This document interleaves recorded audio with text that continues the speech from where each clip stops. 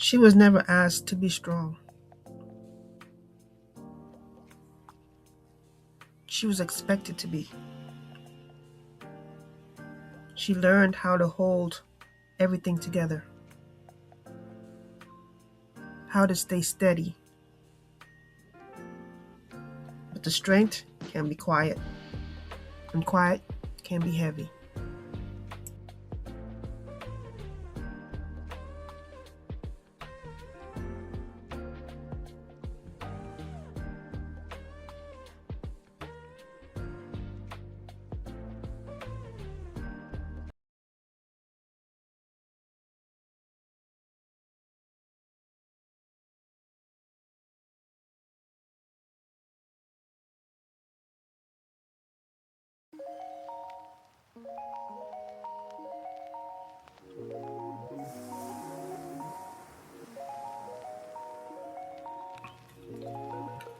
I used to think being the reliable one was a compliment. It meant I was needed, important, chosen. I didn't realize it also meant I was exhausted.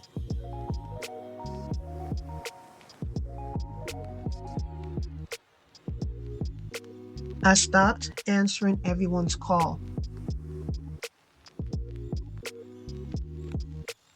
I didn't realize I was disappearing in my own life until the phone stopped ringing. The messages piled up, the calls went unanswered, and for the first time in years, I noticed the quiet.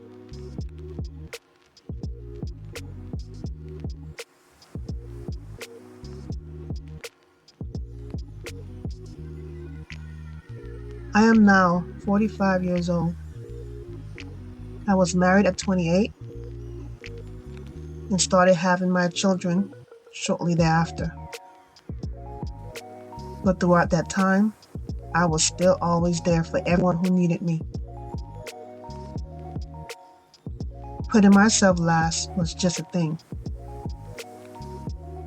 I didn't really put much mind to until I couldn't.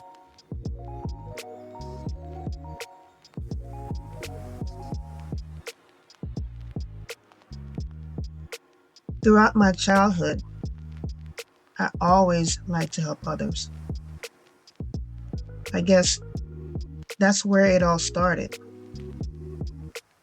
I would help my mom with my siblings, getting them ready for school, helping with their homework, making lunches, although I was the oldest. It then extended out to my friends. All throughout school, I was always the one in my group of friends who knew how to get things done. I was the problem solver, and apparently it stuck with me into adulthood. The responsibilities fell on me, and I made it happen. As time went on, I was always thought as the reliable one, the one who knew what to do, the one everyone called to fix things and make everything better.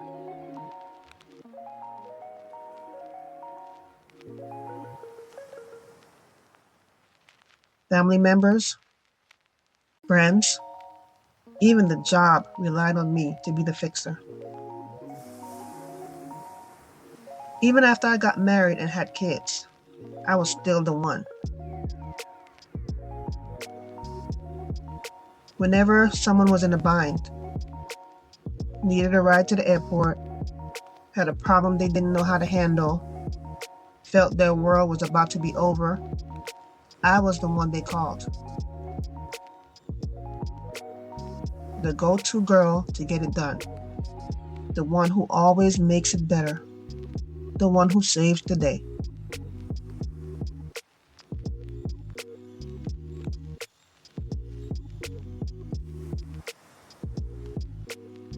There would be many things asked of me. Any normal person would look twice at you while in the back of their mind saying, Why is this person so inconsiderate? Be asked to stay late at work to cover someone else's shortcomings, fix their mistakes. I would be called and would stay on the phone for hours talking to a friend in need, while I had other things I needed to do for myself and my family.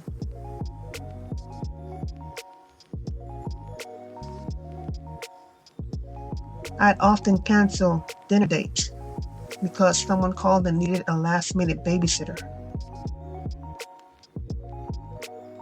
In fact, I've canceled a lot of my plans to be there for others all the time. It wasn't an unusual thing for me to do. It became a habit. And people sometimes take advantage of the kindness of others.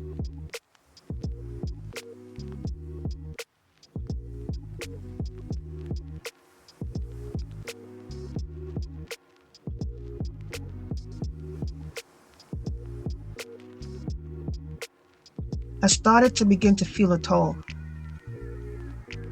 I would be tired in the mornings when it was time to get up and often be late getting to work. My motivation started to slip. My resentment started to build. I was tired all the time and tired of being expected to step in for everyone else's needs. My needs started to be placed on the back burner, while everyone's needs were placed in front of mine. I wasn't doing for myself what I was doing for everyone else.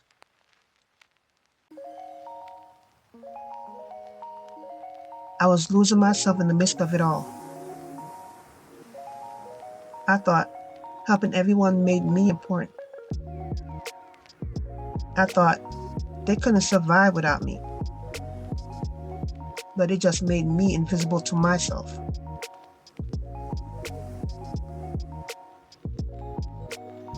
I was afraid within myself of letting people down.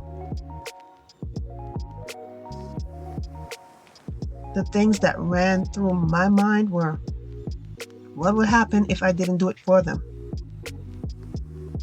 What would happen if they couldn't find anyone else? How would I face them the next time I see them if I didn't do it?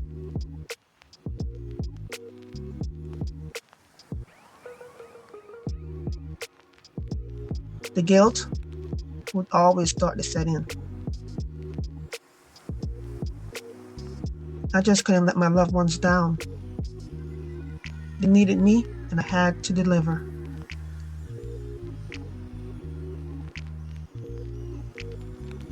But that day came. Yep. The day I said, no more. One day a call came in. I didn't even look at the phone to see who it was.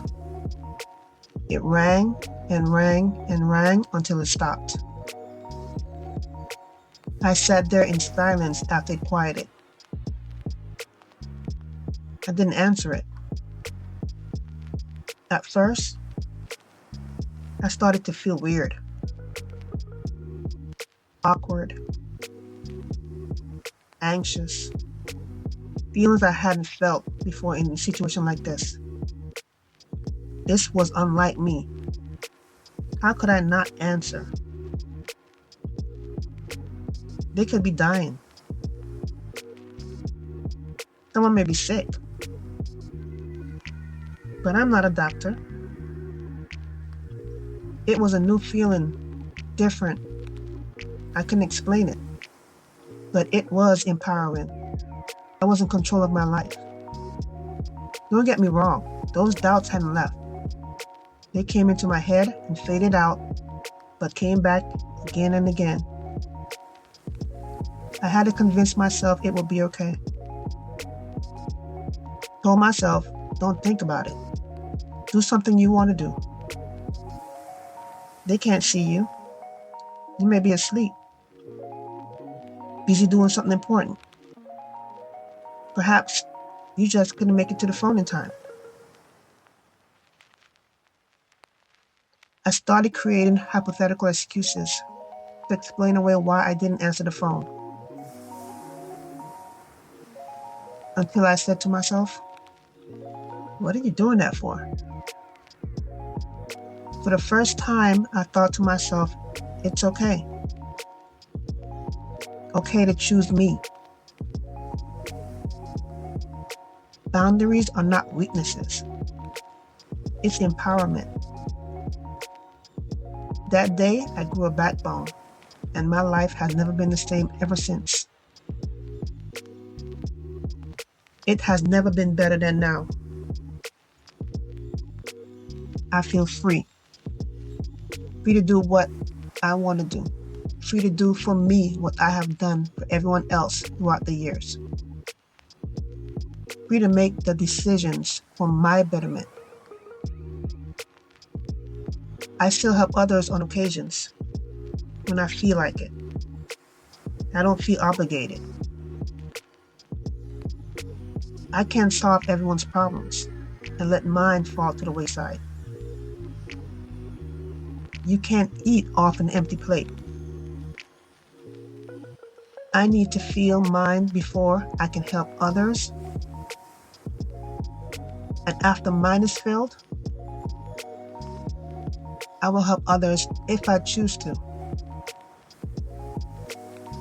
I learned that day everything would be okay. People may not be happy at the moment, but they will get over it.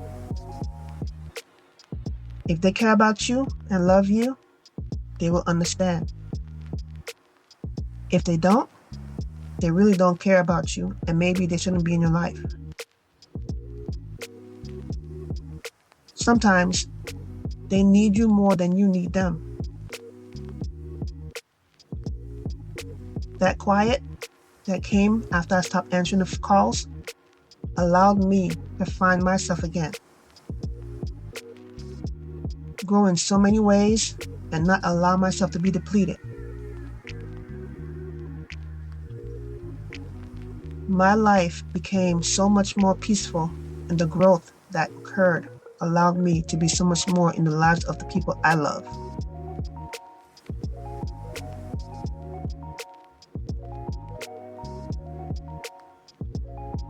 What I learned from that decision: I can't eat off an empty plate or share what I have if there is none. I had to make sure that I was all right first. Pour into myself, recover who I was, and no longer lose myself in the flurry. I had to come first and take care of my needs, keep myself strong in order to be strong for the ones I love. Being used is a drain on your spirit, and that is your life's blood. When your energy is drained, it reflects on your physical being. It changes the way you look, the way you think, and drains your strength. I gave myself some affirmations to help me through this struggle. Something to remind me when I start to get weak and on the verge of giving in. When I need a little strength to keep me going, I say a couple of words that hit home, and here they are.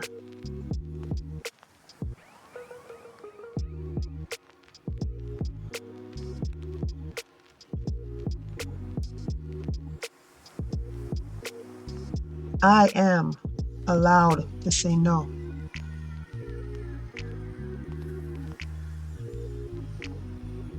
No is a complete sentence.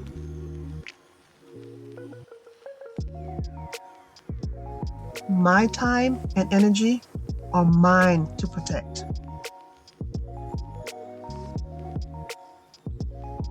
I am enough, even when I step back.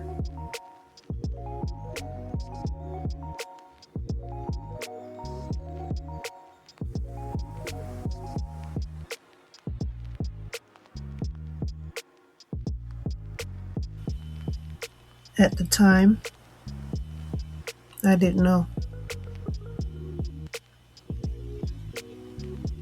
The hardest part wasn't surviving. It was choosing myself. I wasn't ready yet.